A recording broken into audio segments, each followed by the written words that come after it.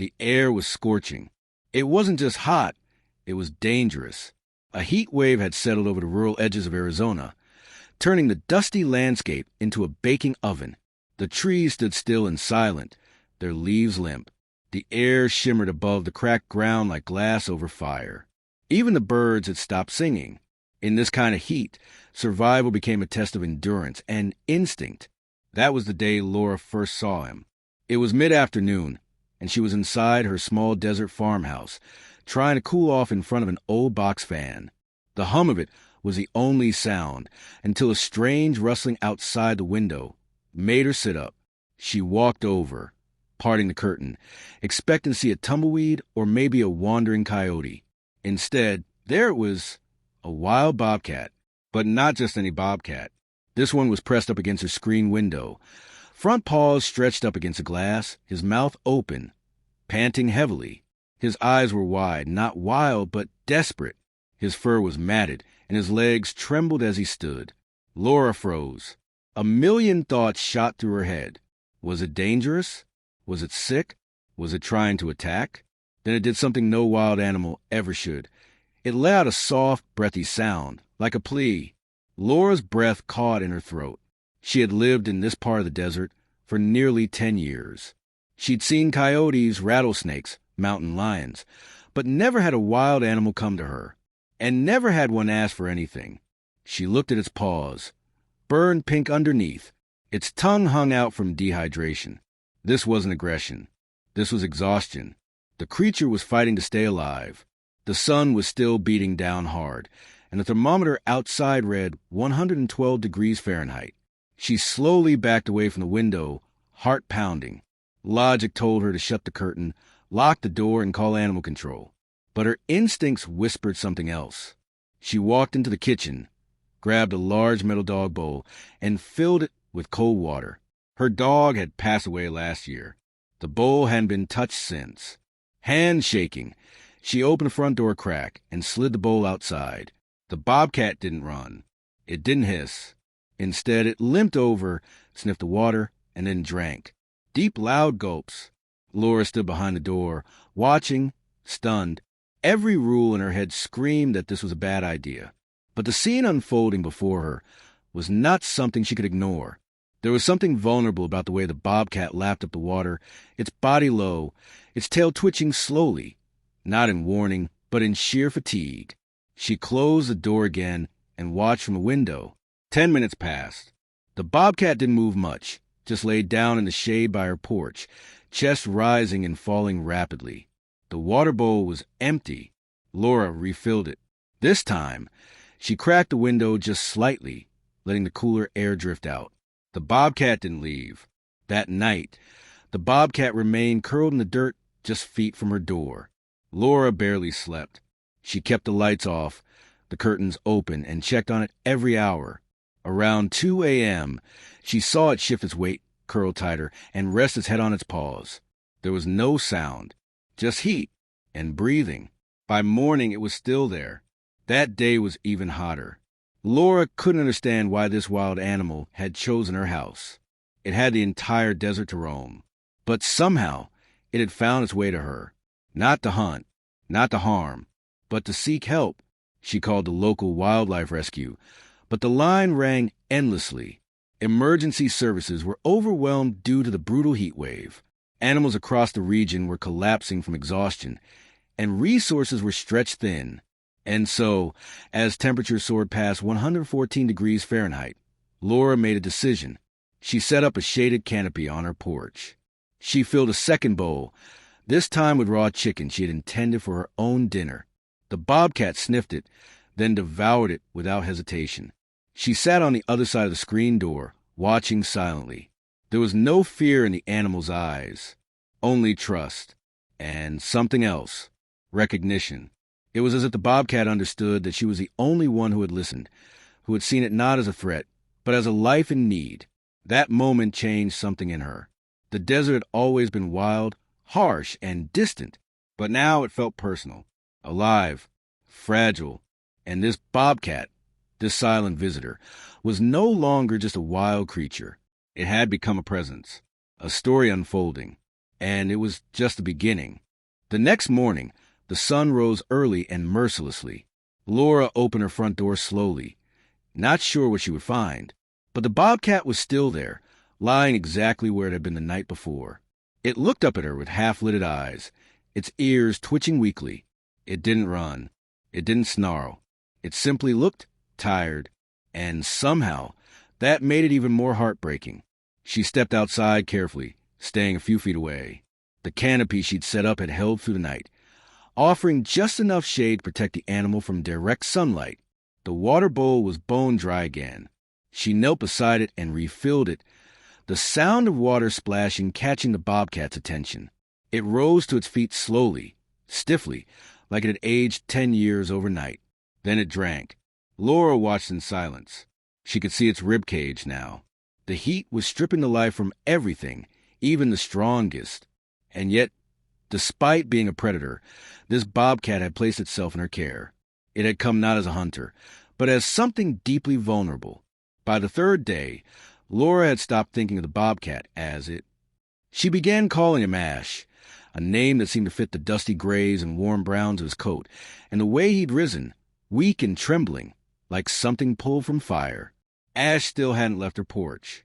He moved very little, mostly sleeping beneath the canopy and drinking water when offered. But something had changed. He no longer flinched when she stepped outside. Laura sat nearby in a folding chair, not too close, but close enough. She read books aloud in a low voice, unsure why.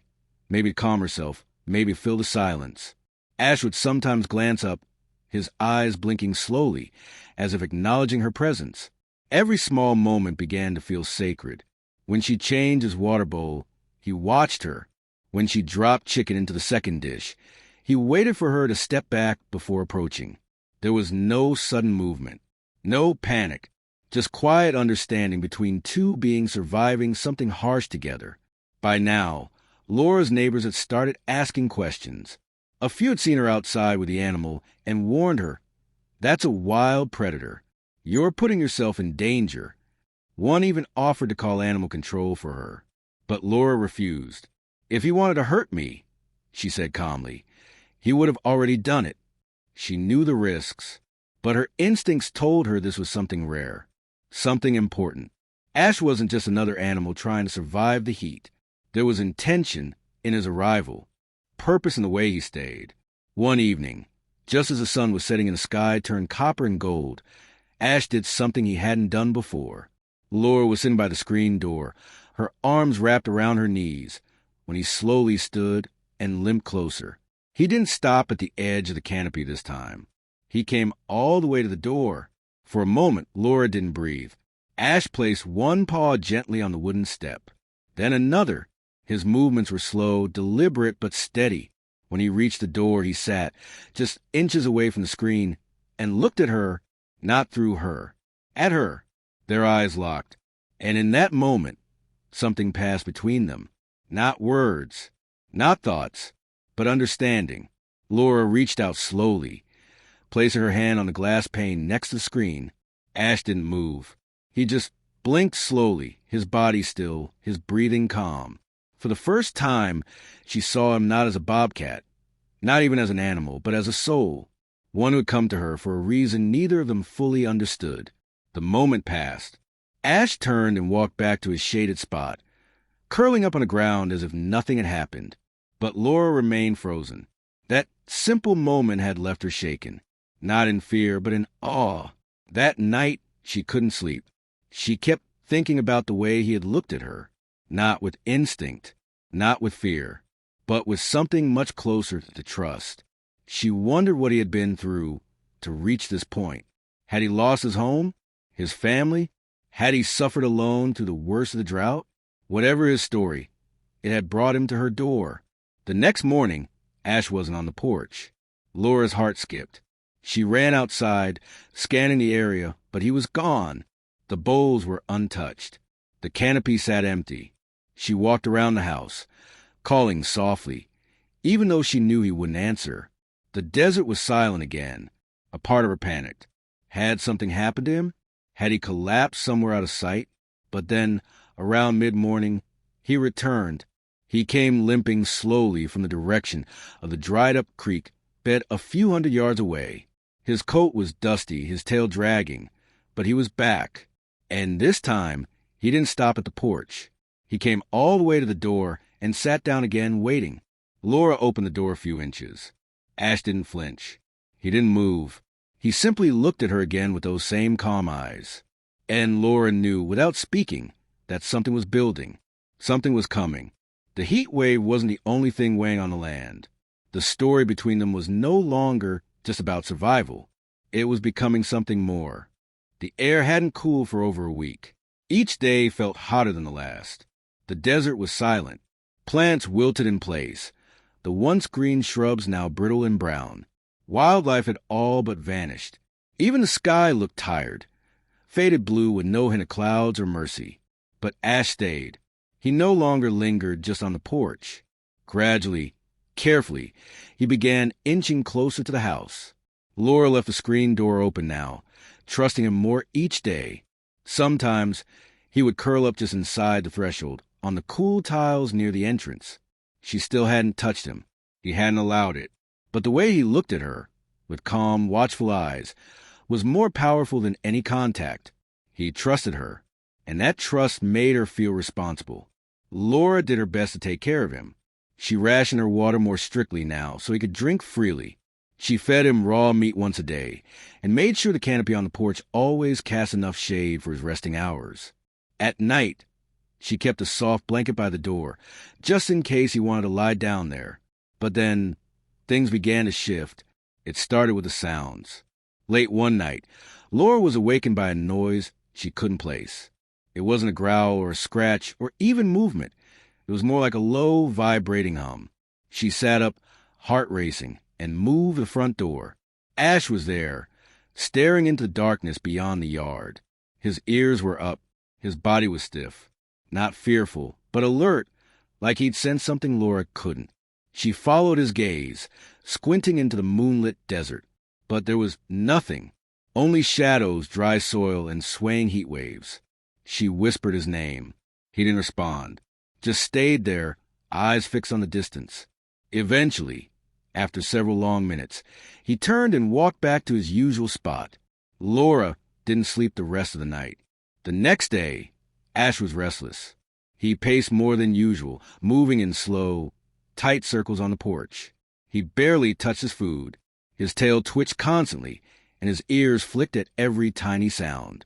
Laura had never seen him like this. Something was wrong. By late afternoon, she noticed new paw prints around her home. Not Ash's. These were different, deeper, larger. She followed them cautiously around the side of the house and found that they led toward the back fence, then vanished into the scrub. Had another animal come by? Was that what Ash had sensed the night before? She didn't know what to think. The prints didn't look like coyote. They were heavier and more spaced apart, like something had been walking with purpose, not wandering. It left her with a strange unease that clung to her skin like the heat. Ash seemed to share her anxiety. That evening, he didn't settle by the door. Instead, he stayed out in the yard, pacing back and forth near the canopy. His head kept turning toward the same direction, the dry creek bed. Laura stood outside with him for over an hour, watching him carefully. Finally, just before sunset, he stopped and looked at her.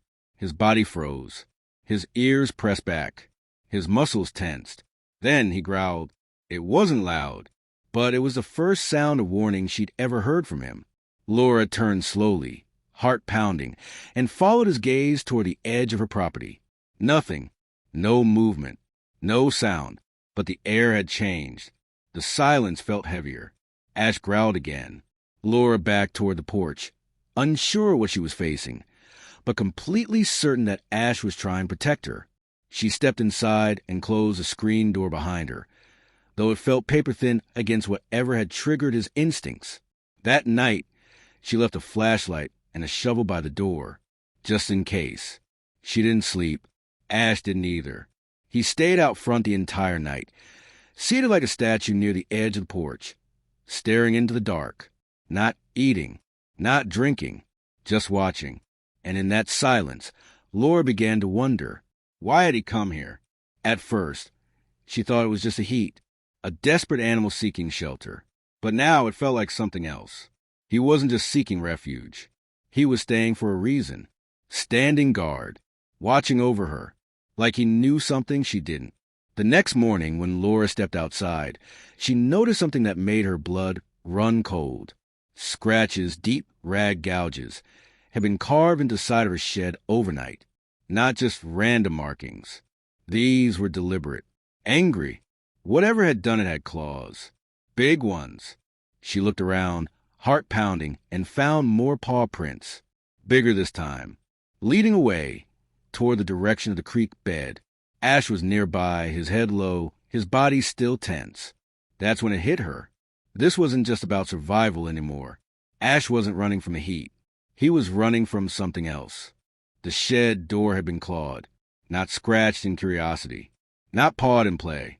These were deep, violent marks, ripped into it like something had tried to tear its way inside. Laura ran her fingers over the grooves, splinters catching in her skin. Whatever had done this was strong and close. Ash stood nearby, watching. He was still, but his body was coiled, like a spring waiting to snap. His ears stayed low, and his eyes darted constantly to the edge of the property. The message was clear. He was on alert, not just surviving anymore, defending. Laura looked back toward the creek bed, the same direction he kept watching. That day, the air felt heavier. The sun was still brutal, but something else pressed down on the house, something unseen. Laura couldn't name it, but it was there in the silence, in Ash's posture, in the lingering scent of something unnatural on the wind. She stayed close to the house, checked every window, every door. Ash never left the yard. By late afternoon, she heard it again, that low, thrumming sound in the distance. Faint at first, then louder. It wasn't a growl or a roar, but something low and rhythmic, like breathing, but not human, not familiar. Ash stood instantly, his back arched, his tail swished side to side, slow and deliberate. Then, without a sound, he bolted into the brush behind the house. "Wait!" Laura cried out, but he was gone, swallowed by the desert in seconds. She grabbed the flashlight and the old shovel from inside and stepped out, shielding her eyes from the glare. She didn't know why she followed. She just did. The feeling in her chest was sharp, like something important was about to happen, and she couldn't ignore it. She reached the dried-up creek bed just as the sun began to set. The shadows grew long and red across the cracked soil. The bushes rustled, and for a moment, she held her breath. Ash emerged slowly, his body crouched low, ears pinned back. But he wasn't alone. Behind him, something massive moved. At first, Laura couldn't see it clearly. The light was fading fast. But as it stepped out from the dense scrub, her breath caught in her throat. It was another bobcat, but this one was huge, much larger than Ash. Its fur was darker, almost black around the shoulders, and its face was covered in old scars. Its body was gaunt but powerful, and its eyes, cold yellow wild, locked straight onto her. Ash growled, not out of fear, but challenge. Laura stood frozen. The two animals circled one another in the creek bed, tails twitching, eyes never breaking contact. The larger bobcat snarled, lips curling back to reveal sharp teeth. Ash didn't back down. He held his ground, head low, body tense. And then it clicked. This wasn't random. They knew each other. Laura remembered something she had read once in a wildlife article about how male bobcats often fought violently over territory, especially when resources were scarce. But this felt more personal. Ash had run from this. This was what had driven him to her home. A fight he couldn't win. Until now, the larger bobcat lunged first. Ash leapt to the side, quick and agile, despite the weakness still clinging to his limbs.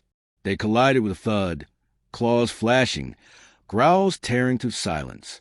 Dust flew into the air as they rolled, snarling and striking.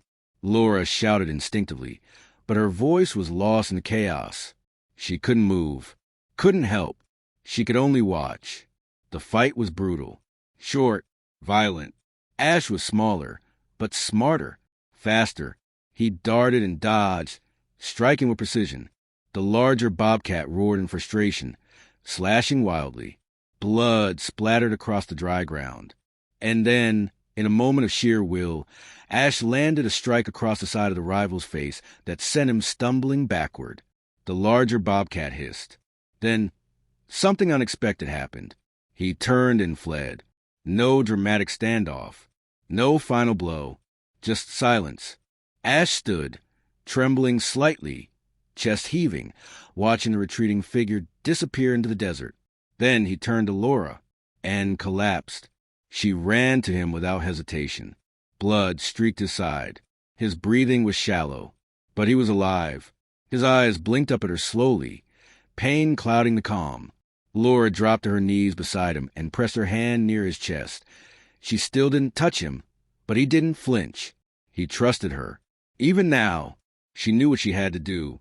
Without thinking, she rushed to her truck, grabbed the emergency pet crate she still had from years ago, and opened the door. Ash didn't resist. She gently guided him inside, patting the floor with towels. Then she drove, fast, an hour to the nearest wildlife center. She kept looking in the rearview mirror, whispering to him, "Hold on just a little longer."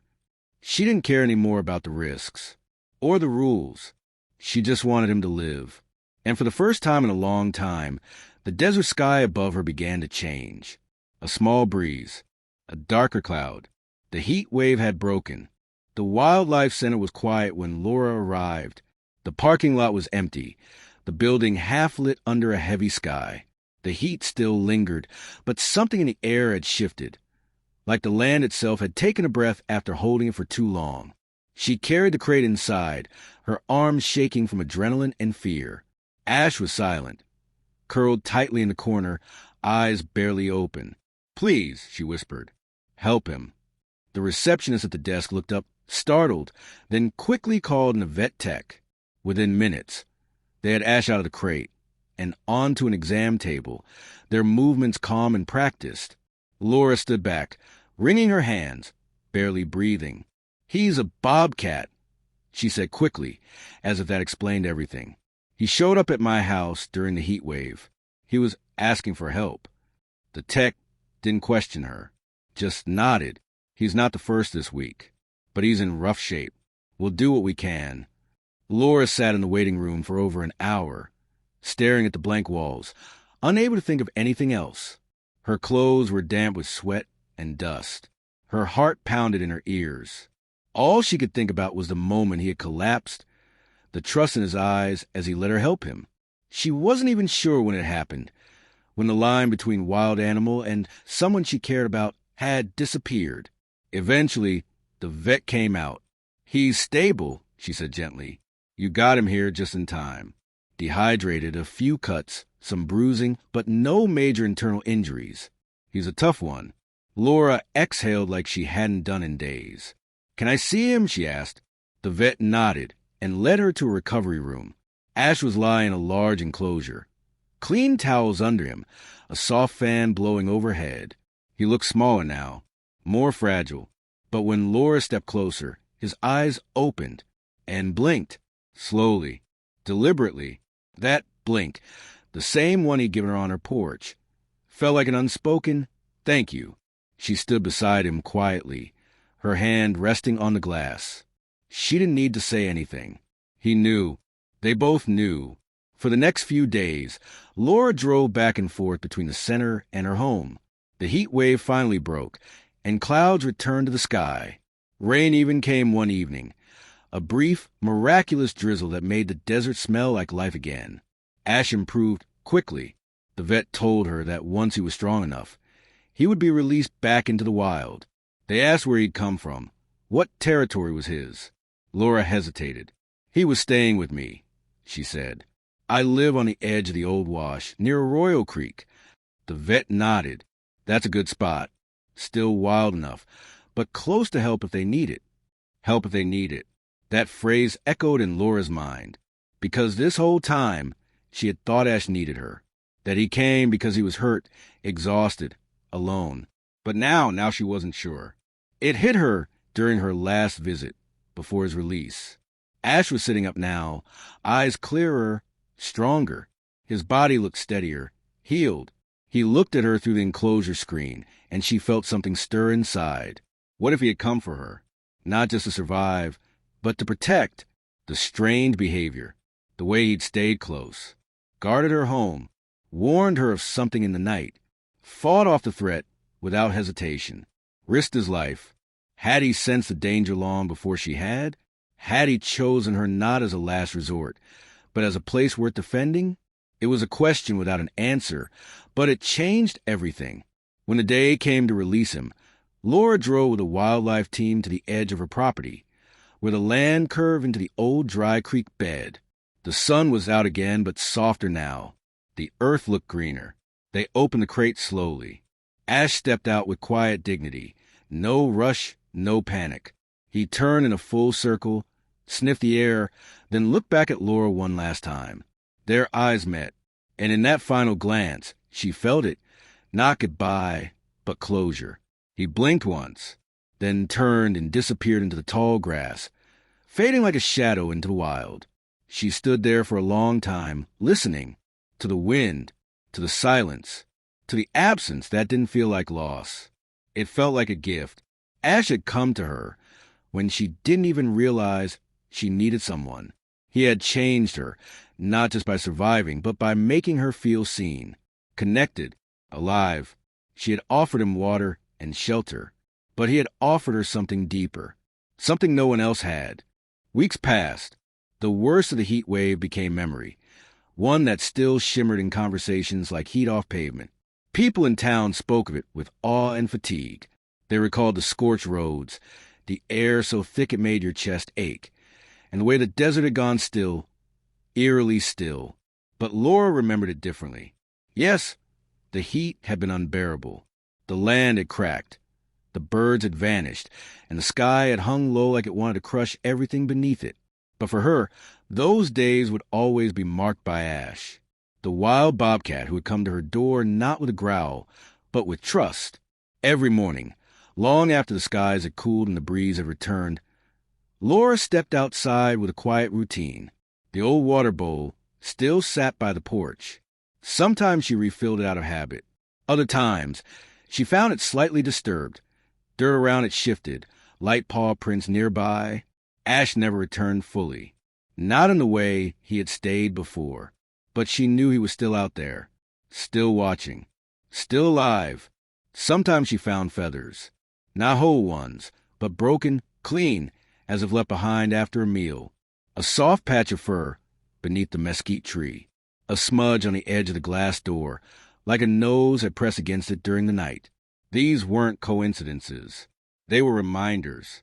He was still part of her world. Even if he was no longer beside her, the land began to heal. Rains returned in brief, joyous bursts, cold and sudden, enough to send a scent of wet sand and creosote into the wind, the kind of scent that made you pause and breathe. Lizards sunned themselves again on warm rocks. The hummingbirds returned to her feeder, and so did Laura. She started tending to her garden again, planting hardy things that could survive the climate. Cacti, aloe, rosemary. Green things that made the place feel alive again. She walked her property line each evening, no longer out of fear, but out of comfort, out of ritual. One afternoon, a neighbor stopped by with mail the carrier had left at the wrong house. The woman looked her over, eyes narrowing slightly. "You look different," she said. "More peaceful somehow." Laura just smiled. "I had company during the heat wave." "Oh, yeah," the woman asked. "A friend?" Laura nodded slowly. Something like that. She never explained. Most people wouldn't believe her, and that was fine. It wasn't a story meant for everyone. It was quiet, personal, sacred in the way only true experiences can be. A wild bobcat, choosing her porch during the worst summer in years, sitting with her, guarding her, teaching her something she hadn't known she was missing. She had always thought she was strong for living alone on the edge of the wild. But Ash had shown her another kind of strength, the kind that comes from listening, from trusting something beyond logic, from opening the door to the unexpected. One evening, just before the sky turned purple, Laura walked down the sloping path behind her home to the dry creek bed. The same place where Ash had stood his ground, where he had faced his rival, and then trusted her with the last of his strength. The air was cooler now, the soil softer. Green had begun to peek through the cracks in the earth. She sat down in the dust and leaned back on her hands, letting the last sunlight warm her face. Above, a hawk circled silently, and somewhere behind her, a cricket chirped, sharp, rhythmic. Life was back. She ran her fingers through the dirt, letting it sip between her fingertips. It no longer felt lifeless. It felt like something that had endured. And so had she. What had started as fear, the shock of seeing a wild animal at her window, had become something else, a bond that defied explanation. She didn't know why Ash had come. Not truly. Maybe it had been desperation. Maybe fate. But she believed now it had been intentional. He had come not just to save himself, but to awaken something inside her, to remind her of connection in a disconnected world, to remind her that even the wildest among us need shelter, and sometimes even the most guarded hearts can open with time and care. She had offered water and food, but Ash had offered her meaning, the kind that lingered long after the footprints faded. A breeze picked up, brushing strands of hair across her face. She closed her eyes, listening to the soft rustle of grass and the hum of the desert settling into dusk. And then, just faintly, she heard something move. A soft thud of paw against dirt. She turned her head slowly. At the top of the ridge, barely visible against the dimming sky, stood a silhouette. Short ears, long tail, watchful stance. It didn't come closer. It didn't need to. Laura smiled, her heart quiet and full. She raised her hand gently, not in a wave, but in recognition. The figure stood a moment longer, then turned and disappeared into the shadows. And that was the last time she ever saw Ash. Not in a moment of panic or pain or confusion, but in peace. Exactly the way he had come into her life. On his own terms, with quiet strength and a purpose neither of them had understood until it was complete. As darkness settled across the desert, Laura rose and walked back toward her home. The house was small, quiet, but never again would it feel empty, because now she understood something she hadn't before. Even brief connections can leave lifelong marks, especially the kind that don't need words.